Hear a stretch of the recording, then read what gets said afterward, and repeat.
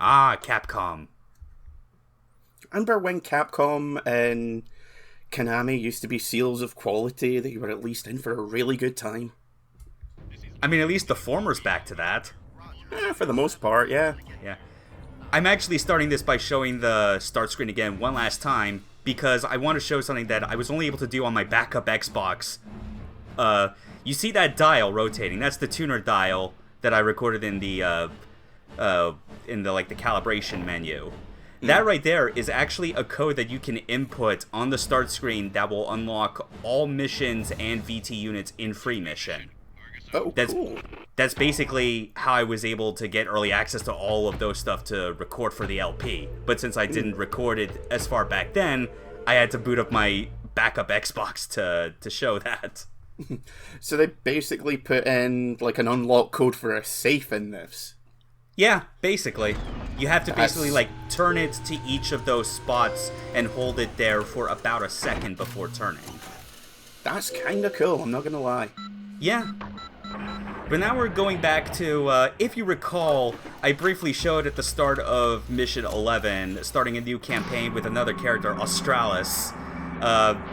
This is basically what he's been up to during this campaign. Whoops, finger slipped. Uh-oh. No. Ah!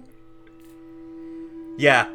I never actually showed what the escaping sequence looks like, but that's what happens when you press the eject button. But here's the other thing. I mentioned that there are like 2 fail states that you can end up in a campaign. This was after multiple VTs were wasted by Australis stupidly forgetting to keep the little cover on his eject button closed at all times and just basically bashing every button, and this is what happened. Son, I am disappointed. Yep, he has been relegated. Man, I bet Hero Yui never had to deal with this shit. and our drill instructor comes back and goes, "Man, didn't know you were such a loser." You know what? I think I would rather be in the office than, on the front lines. Maybe that's just me. Yeah, that's fair. But then again, you would probably want to just sign up for that first and not... Yeah. Yeah. That would actually require you to, realize that there's more beyond the whole, oh, cool robot, and the consequences that come with it. But this right here, following this, when you eject and escape a mission, you get treated to this screen of, the drill instructor, instructing officer dude, basically giving you tips for each mission. They are always the same tips for each specific mission, so depending on where you fail at a specific moment, the advice isn't going to change.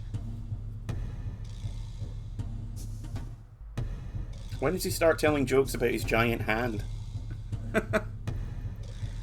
No idea when, or just the rest of his model, really. It's kind of... The first occurrence of this started on June 23rd. Yeah. Yeah, just months before the Haishidao campaign started. Do you know how to use the chaff? Do you? Yeah. It's oddly accusatory there. Yeah, it's real kind of silly. It's just, I understand why they would not have gone to the extra effort to kind of change the advice based on where you failed in a mission, but it ends up being kind of funny because in order to quickly record all these, I basically had to do the same thing you saw, where as soon as missions start, I just hit the eject button and get to this quickly. And you basically get advice for things that if you were to have ejected as early as I did, you'd probably be wondering wait, what are you talking about? Just kind of picturing him giving you some of this advice, no, you can't just chase after enemies that are running away. What is wrong with you? Mm-hmm. As a platoon leader, how well are you commanding your men? I think we have the past 13 or so videos to show exactly how well. Not good, but it's not my fault. To be fair, they are morons. Yes. To be fair, everyone here is a moron.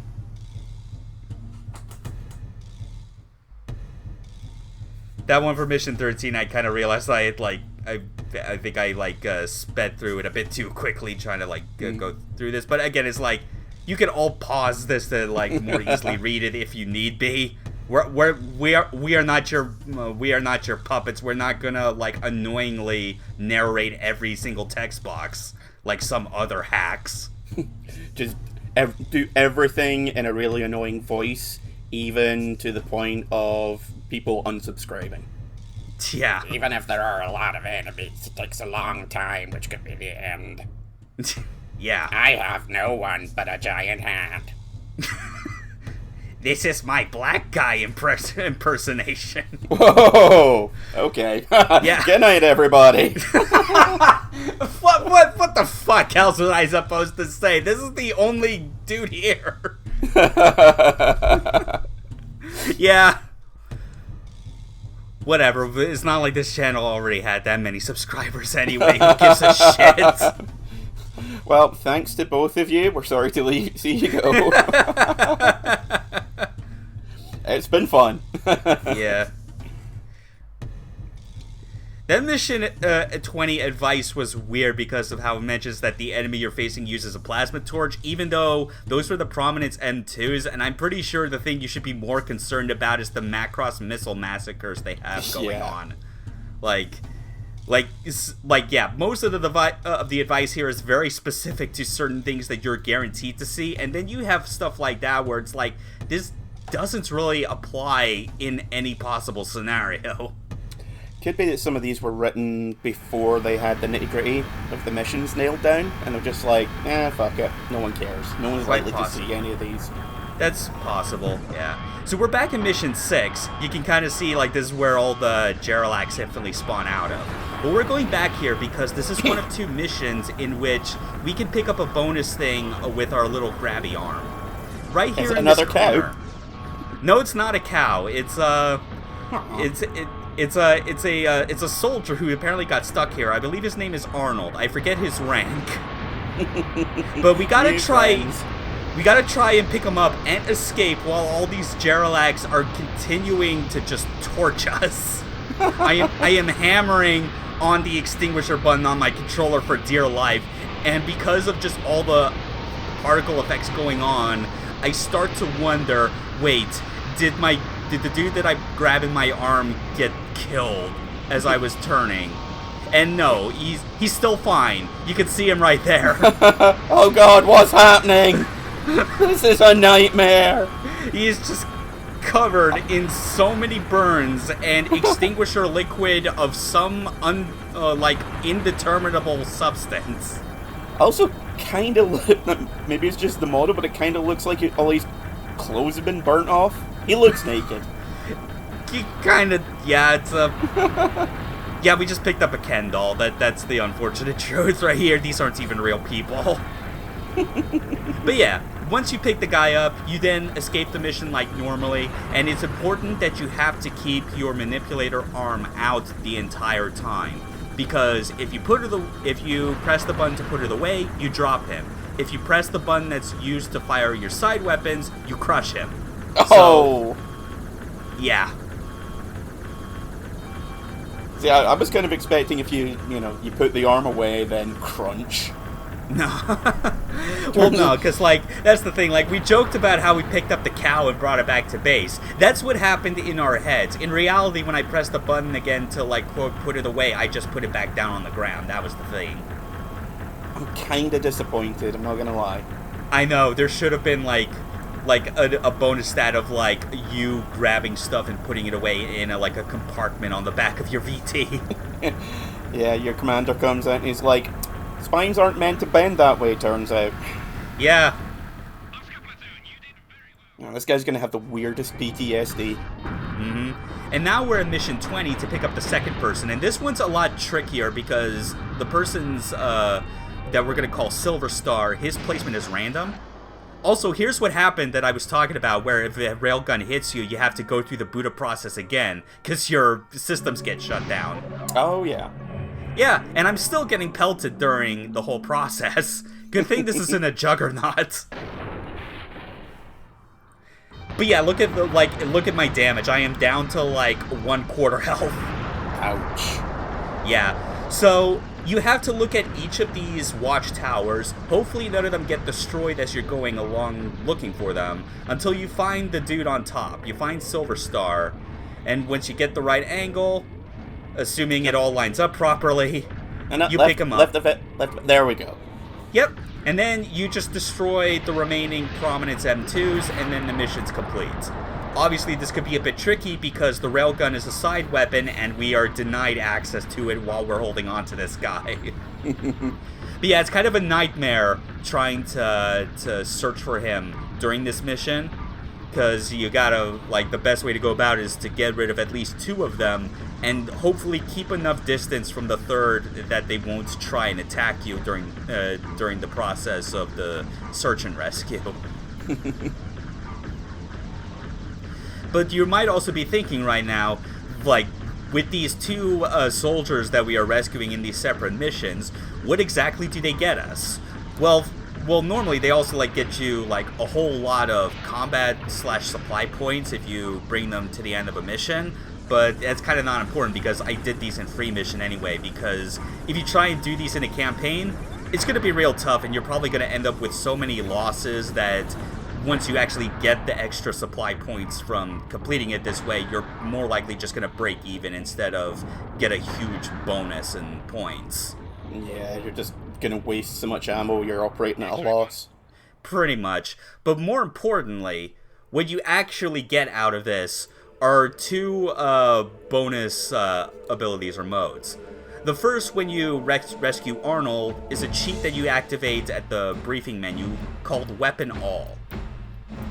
You do it by pressing Start and Main Weapon on the controller, and as you can see, our maximum and suggested weight limits are now 190 respectively, and we can equip a shit ton more weapons. We can even equip weapons that technically are not even normally available to a specific unit. Hideo Kojima's just gonna come out and be like, dude, seriously, do you not see what you're doing here? Yes, I do. And no, I do not see the problem. Seems a bit overkill, but what do I know? Yeah.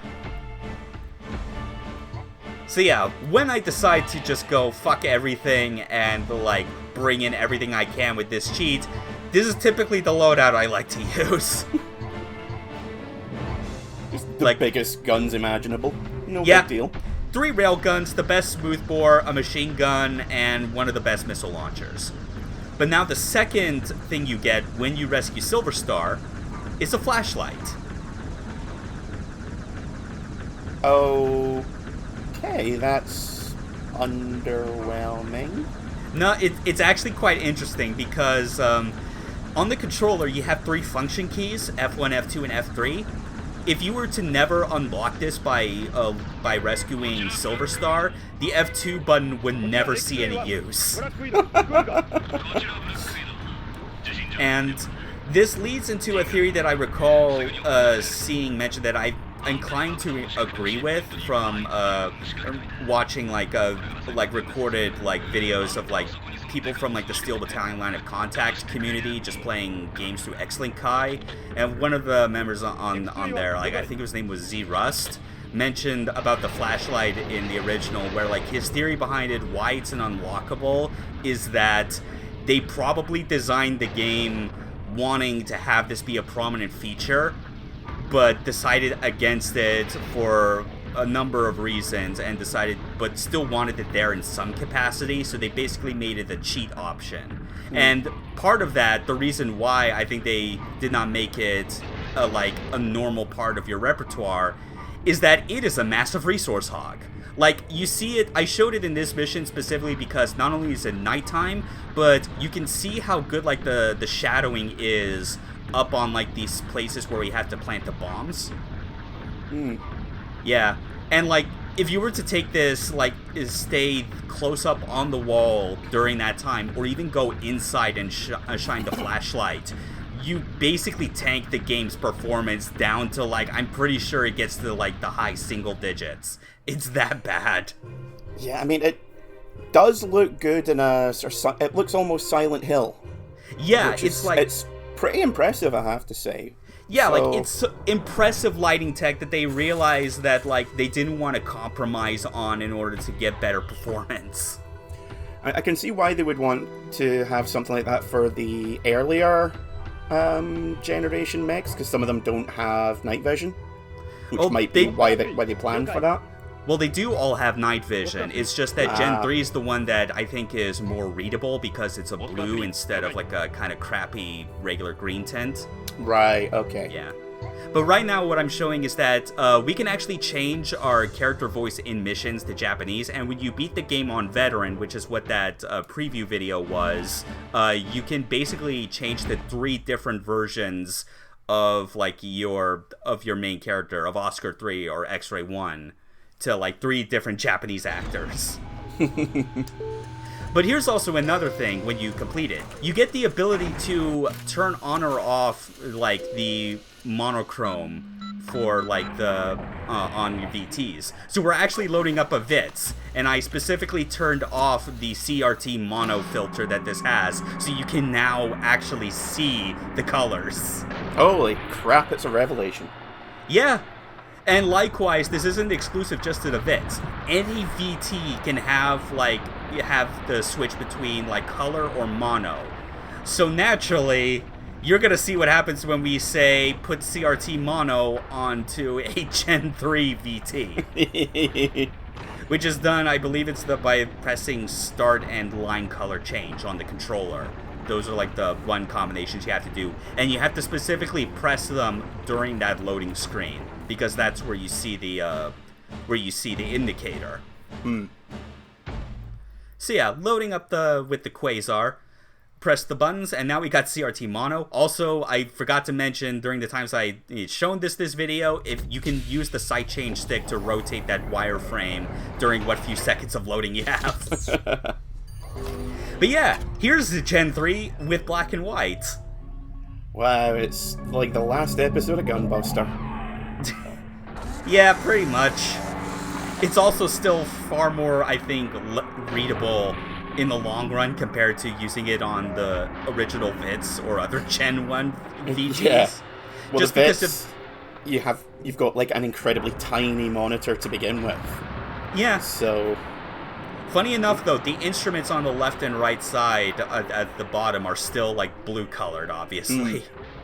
I guess because they're not actual monitors themselves. But yeah, and you can even see how, like, it affects, like, the night vision, and as well as, like, the flashlight.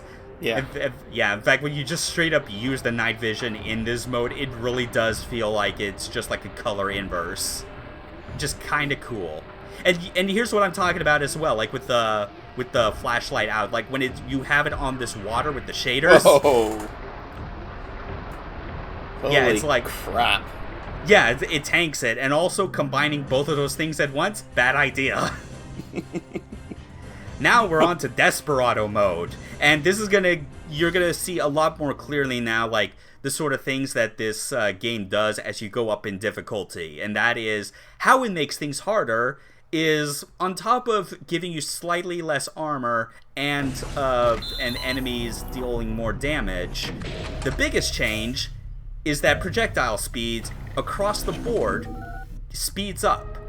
Not just for enemies, yours as well. Oh, you're gonna have to be really good at leading your targets now then. Yeah, and not in a weird way, when you get to the highest difficulty, leading your targets is almost no longer as necessary, because it's just projectile speed that changes, not enemy movement speed. But here's also a code that you get when you beat Desperado. It's the thing that I've seen on GameFAQs that's colloquially like referred to as the Autobot code, but I just kind of generally refer to it as tank mode, because that's what this is. You literally turn a vertical tank into a regular tank. This is another thing. You have literally transformed and rolled out. This is amazing.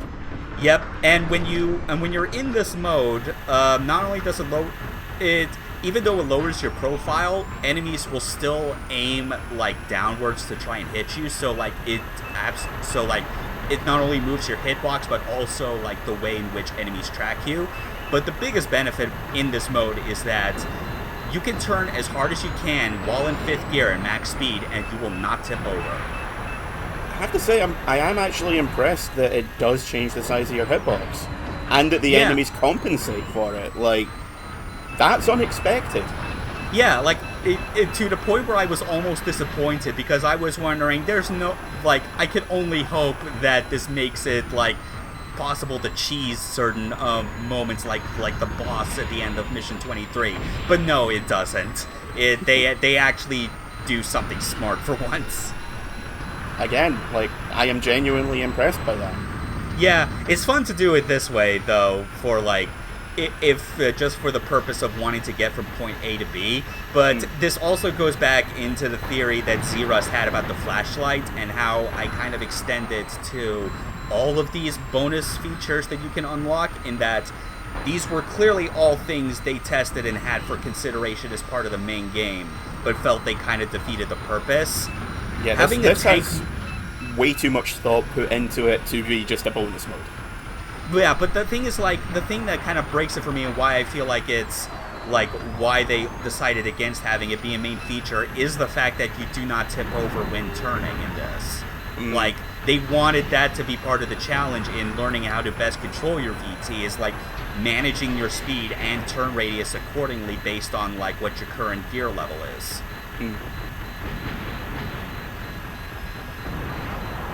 That said, though, yeah, like, you're right. Like, of the bonus features that we get that were probably intended at some point and then kind of relegated to bonus content, this is definitely the one that had, like, the most thought in it, and, like, feels most fleshed out as a result. I love it. It's especially great, as you can see, for something like Mission 3, where the whole goal is to just get from point A to B. Now play that Code Geass theme. Jaboon Wall. I've not even actually seen Code Geass for real, and I tend to keep it that way. Super Robot Wars is the only extent I care for. No, the mechs in that literally just zip around on the battlefield. Oh, I know, yeah. Like that, you know, so... Yeah. So now we're on Magnum Force mode, and we are starting Mission 19, which in free mission, you can actually bring any VT into. It's just only the campaign that you're allowed to only take the light ones. So here's a little cheaty thing you could do on top of that. Just stomp over everything. Yep, with a Juggernaut. But with Magnum Force, you get another bonus ability. And this one, in comparison to the tank mode, is considerably underwhelming. Because, once again, it is another feature where you look at it and go, oh, this was clearly under consideration, but it didn't work out.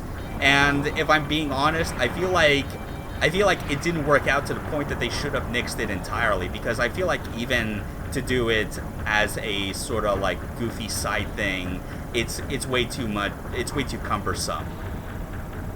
If you noticed during the load screen, I hit a button combination that basically brought up the words jump. Oh boy. Yeah. Do we have jump jets? Yes, we do, and do not get your hopes up. This is not Mech Warrior. Aw, man. Like, you'll see once I kind of go up to, like, the hill along, like, the edge of this. But you're also seeing still during this encounter, like, my railgun shot took a lot less time to charge and fire during that. And the same goes for all the enemy projectiles. But yeah, as we're approaching this hill, the way jump jets work is that, firstly, you obviously have to activate the code during the, like, in the loading screen, which I'm admittedly briefly forgetting what the input is, but I'll have it in the write-up. So, you activate it with the slide step pedal and brake. Two pedals that are directly next to each other, and it's like, cool, you can use both feet for that, except it's like, oh, if you only do it that way, you just jump straight up. You can combine all three pedals, but it's incredibly awkward because I have to keep my right on the gas and then angle my left foot to hit both the slide step and brake pedals, and it's like, yeah, no, this is not practical. Slide step by itself is way more enjoyable. I don't drive, but I'm pretty sure that's an instant fail on your test. Oh, absolutely. I only keep the left foot on the slide step just because of how important it is for this game, with braking gas, I treat it the same way I always do when I drive my fucking car. But yeah, here we are. This is the final difficulty mode. It's Armageddon. And I would say that, like, it is the ultimate challenge, though if there was any high difficulty that is much more worthy of, like, just replaying whenever, Magnum Force is more of the ideal. Armageddon pushes it to, I would say, the breaking point, but not to where it becomes frustrating. It does become exhausting, though. And this is why I needed to take an entire week's vacation off from work just to get through this. Like, look at how fast projectiles come out. Both, like, again, across the board. Both from my weapons and from enemies as well. Yeah, it's practically hit scan. Yeah, it's real close. And, like, it is satisfying, admittedly, when you're able to deal out damage that quickly and decisively while also dodging enemy fire yourself. And it's like, I've only really shown it with, like, projectiles up to this point. Unfortunately, I did not really get any good footage as far as, like, missiles in action. But the way it works is that, like, they act real funny when you get this high in difficulty, because their speed, trajectory, and turn radius also increases. But your solution for dealing them, which is chaff, does not speed up in terms of when its effect takes place.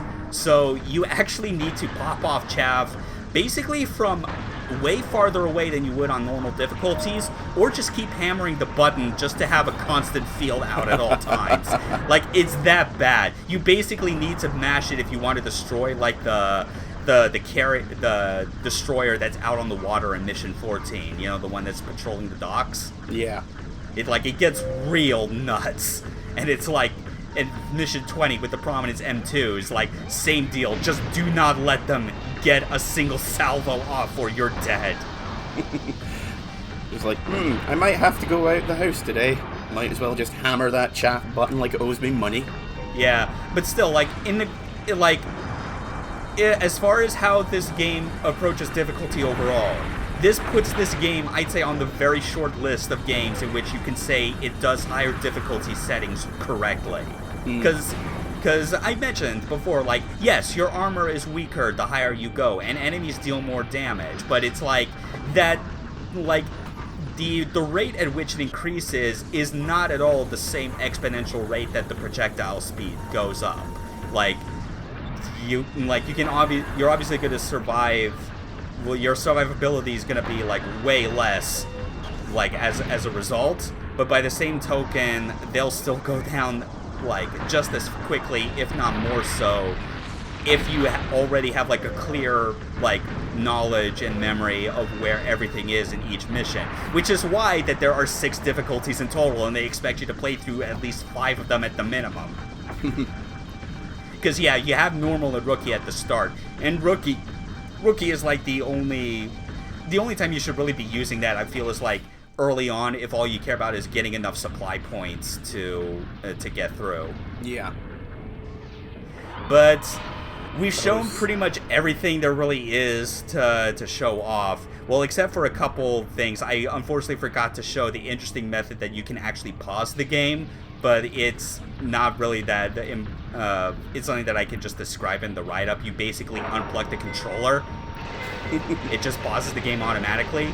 But I feel for a game like this, with such a heavy reputation, there's only one more thing that I feel is necessary to show off. Yes! This isn't the most important thing, though. It's what comes after this. It's time to find that exit to paradise. What?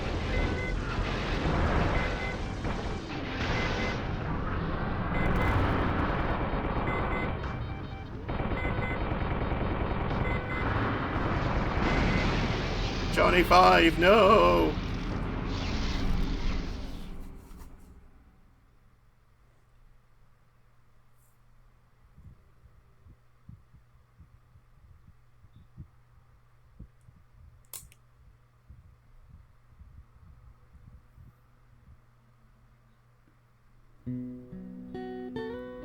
That's what happens when you're killed in action.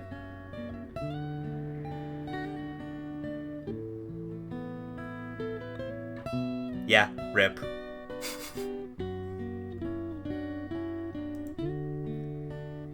And you're wondering, was this in free mission or the campaign? This absolutely was the campaign. Yeah, it's the one thing that everybody knows about this game, but everyone forgets. Everyone knows about it, and I feel like everyone is too scared to see it themselves because of the heavy loss involved. Like, even I was somewhat dreading doing this, because I felt like this is the closest that a decision in a video game ever made me feel like I was committing actual suicide. Well, you know? I really hope you never play Nier or Nier Automata then, because spoilers. About that. Yes, I did get an ending D in the original, and I knew full well what was gonna happen. It still hurts. Yeah. and I think this is up there, but I felt in order to really give this the best quality LP I could, this was the only way to really end it. The only way was to give me a warrior's death. They shall sing tales of your missions in Sto-vo-kor. This is like the video you get when you beat Armageddon, but I think it's also appropriate here. Ah, birdies. Yep. We've conquered Steel Battalion. This was so many months in the making. Well, admittedly, like, in total playtime, like, those several months had a lot of few month, like, breaks in between, just because of all, like, the setup involved in, like, getting the controller ready, plugged in, making sure I was comfortable and ready to, like, play and record for a few hours at a time. But yeah, this was a blast. Yeah, me moving took a bit as well, so that didn't help. Yeah, there's a whole lot of things happened, but we still managed to we managed to fight it through to the end. We deliver to you, our loyal viewers. Yep, all double digits of you, I guess. I was gonna say single digits, but I was like, nah, that's too harsh. This LP definitely got, like, a bit more attention. I feel than, like, the last few that I did, just because, I mean, who can't not take notice of someone playing a game like Steel Battalion? Yeah, it's a niche game, but it's a niche game that makes people sit up and pay attention. Mm-hmm. And I definitely hope it was definitely worth watching every single mission. Some things I imagine could definitely be a bit better, but I felt it was, like, this was all I could really get. Some things that, again, like the showing the pause function, I didn't really get to, but it's kind of unremarkable in the grand scheme of things, just because it literally stops the game and tells you to plug the controller back in. Yeah, there's and not then really too much you can do with that. Yeah, and also, like, even though, like, I was showing off the final boss again, I'm still not that good at walking circles around it and being able to aim independently to shoot it. So the time crisis method is still all you're gonna get for me beating that thing. It's still tough though, really. Timing. Yeah.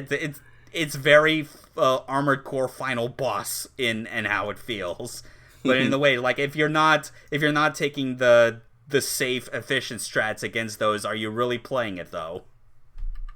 Yeah, Armored Core is its own delight. Mm-hmm. Yeah, it's its own delight, especially if you're ballsy enough to, like, play through every mainline game in order to completion. Yeah, I had no chance of me doing that anytime soon.